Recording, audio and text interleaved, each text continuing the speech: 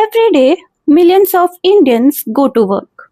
Teachers teach, doctors treat patients, engineers build, businesses make profits, GDP grows. But before any of that happens, there's another kind of work that is already underway.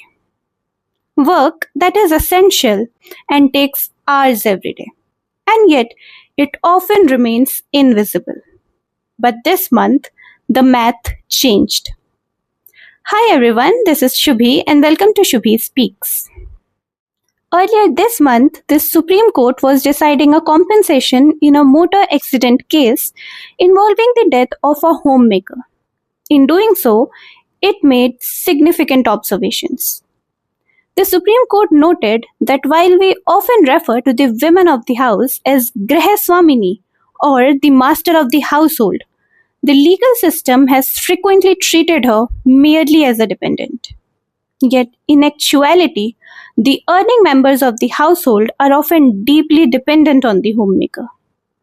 The Supreme Court introduced a new legal category called loss of domestic care and fixed the baseline value of a homemaker's unpaid labor at Rs 30,000 per month with a 10% increase every 3 years to account for inflation.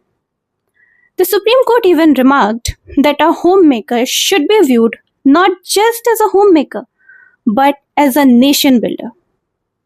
But why are we suddenly talking about the economic value of the care work?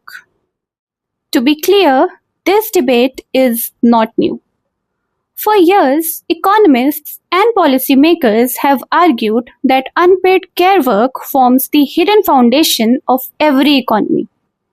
Around the world, organizations like the ILO have been encouraging countries to measure the unpaid domestic and care work, because what is invisible is often undervalued. India has begun measuring it. The NSO's Time Use Survey helps us understand how Indians spend their time. Referring to this survey, the Supreme Court observed that women aged between 15 and 59 years are spending more than 7 hours a day on unpaid domestic and caregiving work, compared to less than 3 hours for men on an average.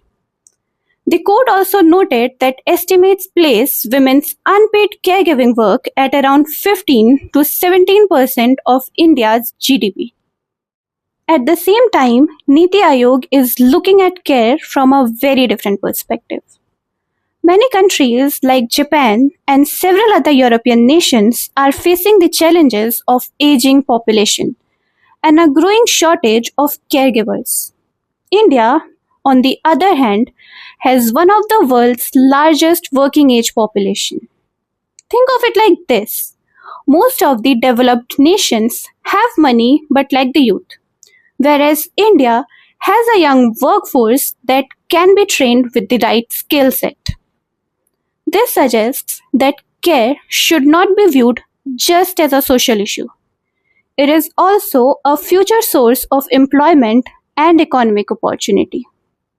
But an important distinction must be made. Recognition is not the same as monetization.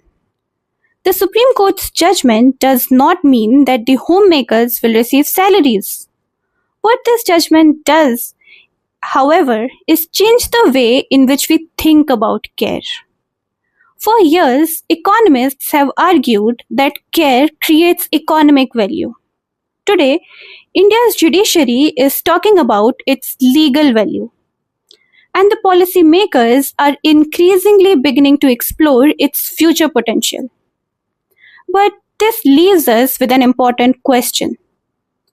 How do we value the work that makes all other work possible?